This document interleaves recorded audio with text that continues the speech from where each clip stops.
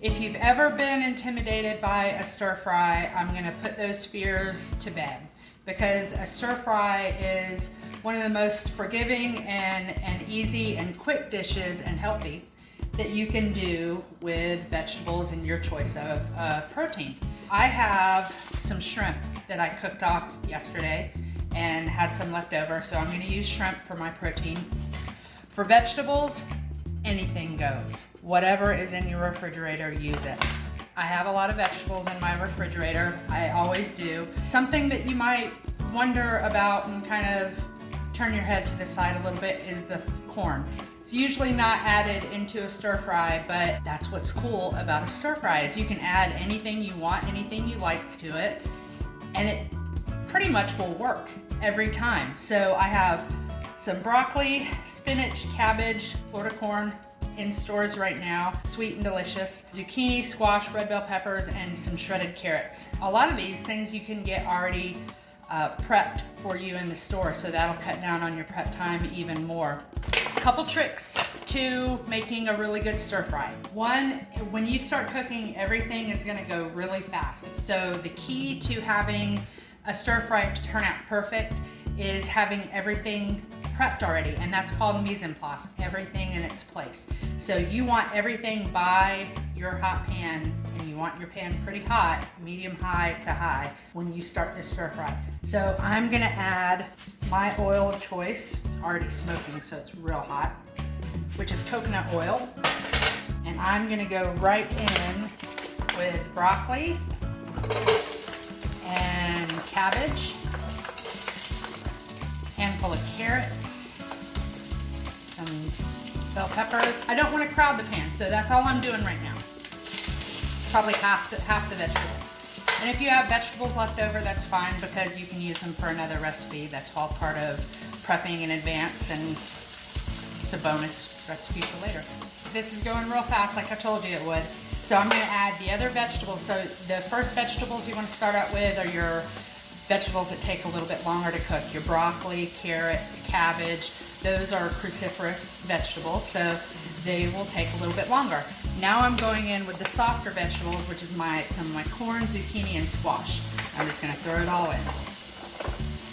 As much or as little as you'd like. Again, stir fries, very forgiving. Really can't go wrong with it.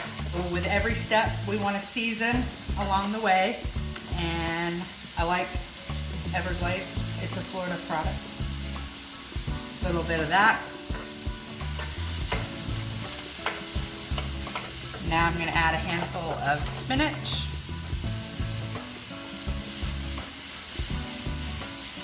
And in this, I'm going to add some grated ginger and grated garlic. And a handful of cilantro. That's optional. Such a controversial herb. And before those get too soft, because you can cook them to your preference of softness. I like a pretty crunchy vegetable and a crunchy stir fry. Some people don't, and that's okay. Just cook it however long you want. And so these are going to get poured into a pan. I don't want to overcook. All right, remember I said there was a couple tricks to a really good stir fry, and one of the tricks is with the rice. If you can, you don't have to, but if you can, try to use day-old rice, or rice that you've cooked and has been allowed to cool down in your refrigerator for an hour or two. It just soaks up the soy sauce and the flavorings better. It's a trick my mom taught me long time ago. So I use day-old rice that's been in the refrigerator, and I have a blend of brown rice, lentil, quinoa, and white rice. So that's going in a hot pan. And I'm gonna stir this for just a minute to break up the pieces. And then I'm gonna let that sit and develop a little bit of a crust and get everything else ready. So I have 2 eggs that have been beaten. So those are ready. My soy sauce mixture, which is soy sauce, sesame oil, there's some garlic in here, ginger, little bit of sambal, which is chili, because I like the stir fry a little bit spicy, and fish sauce. So with cooking, everything is a balance. You want a balance of sweet, salty, spicy, acidic, sour, and Asian food is very representative of all those flavors. So we want to hit all those notes. So that's why the fish sauce, that you might think that's disgusting, but it's an important part of a stir fry. But it's not so important if you don't have it. You can't leave it out. You can't. You could just use soy sauce if you wanted to. All right, so that's starting to get nice and toasted. I'm gonna make a little well in the middle, and here's where I'm gonna pour my eggs. And if it gets on the rice, that's fine. So we're gonna let that set for a minute, just like you would cook scrambled eggs. Once it starts sitting, just start scrambling the egg like you would in the morning for your breakfast, except this time it has rice. This would be good for breakfast too, with an egg on it. All right, and then just start breaking that egg up and incorporating it into the rice. It smells so good. Nice, nice, nice. All right. And here is when we're gonna add our sauce.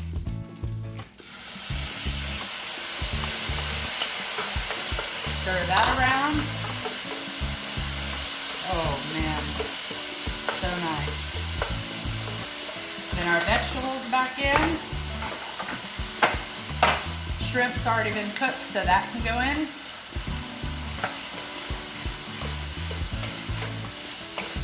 Oh, this smells so good. I hope you guys make this. And that's it. We're done. It was that fast. I'm going to pour this back into this dish because I'm going to serve it out of this disposable pan because it's easy. Why not? There's that. I'm going to finish with some scallions on top and some more cilantro. And it was that easy. And what, 5 minutes cooking time, somewhere around there. We have a very, very healthy dish on the table for your family with your choice of protein: chicken, shrimp, beef. So I hope you go on followfreshinflorida.com, look up this recipe along with any other recipe that you'd like to cook, and tag us and show us what you've made, your creations. And yeah, now go cook a stir fry. Happy cooking.